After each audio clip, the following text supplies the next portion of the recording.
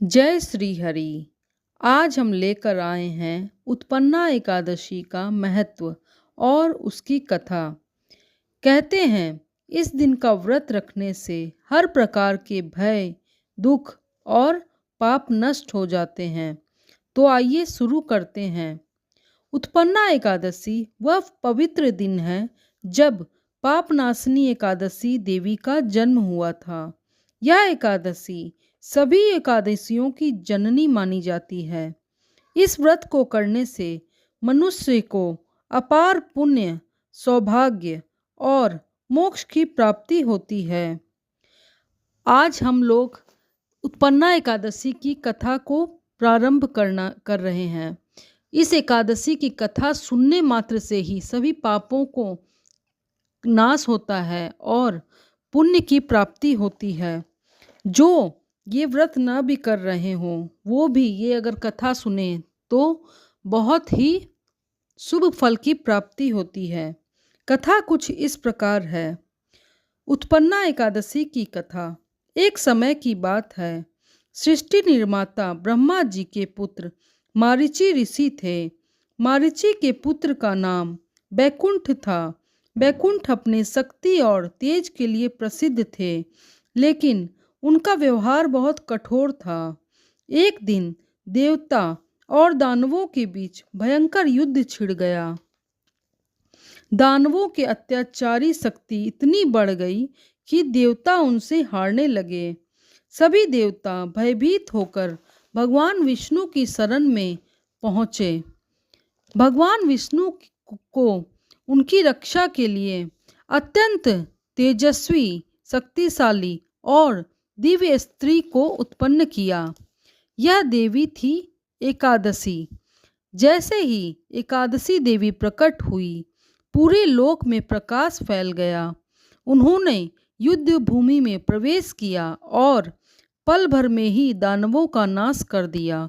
उनकी शक्ति को देखकर देवता चकित रह गए। युद्ध समाप्त हुआ। देवताओं ने भगवान विष्णु को धन्यवाद दिया और पूछा, हे प्रभु, इस देवी का नाम क्या है? इसकी पूजा कैसे होगी? तो भगवान विष्णु मुस्कुराए और बोले, आज एकादशी तिथि में इनका जन्म हुआ है, इसीलिए इनका नाम एकादशी होगा। जो भी मनुष्य इस दिन ये व्रत रखकर मेरी आराधना करेगा, उसके सभी पाप नष्ट हो जाएंगे। एकादशी व्रत मनुष्य को भक्ति, शक्ति और मोक्ष प्रदान करता है। इसी प्रकार पहली बार उत्पन्ना एकादशी का शुभारंभ हुआ। अब हम लोग बात करेंगे इस व्रत को करने से किस फल की प्राप्ति होती है। तो ध्यान से सुनिएगा। जो भक्त इस दिन व्रत को रखते हैं उनके सभी पाप नष्ट हो जाते हैं, उनके मन में शांति और पवित्रता बनी रहती है और घर परिवार में सुख समृद्धि भी बढ़ती है। इस प्रकार हर प्रकार के वो भय से मुक्त हो जाता है वो व्यक्ति, और अंत में विष्णु लोक की प्राप्ति होती है।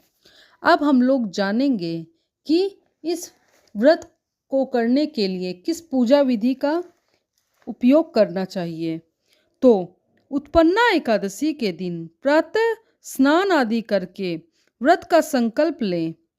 जी हाँ, संकल्प लिए बिना कोई भी व्रत अधूरा माना जाता है।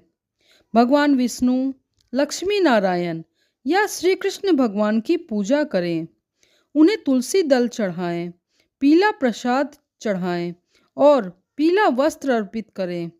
धूप दीप नैवेद्य अर्पित करें। विष्णु सहस्त्र नाम या गीता का पाठ करें। व्रत में फलहार करें। पारण द्वादशी को करें। रात को जागरण करने से या भजन कीर्तन करना बहुत ही शुभ माना जाता है। इस दिन जो व्यक्ति व्रत करते हैं उन्हें क्रोध, झूठ, हिंसा से दूर रहना चाहिए। जरूरतमंदों को दान करना चाहिए। इस व्रत का पारण करने से पहले द्वादशी तिथि को ब्राह्मण को, गाय को या फिर गरीब को भोजन कराने के बाद ही व्रत का पारण करना चाहिए। उत्पन्ना एकादशी का व्रत हर इच्छा को पूर्ण करता है। अगर आपको यह कथा अच्छी लगी हो तो प्लीज़ एक लाइक कमेंट करें।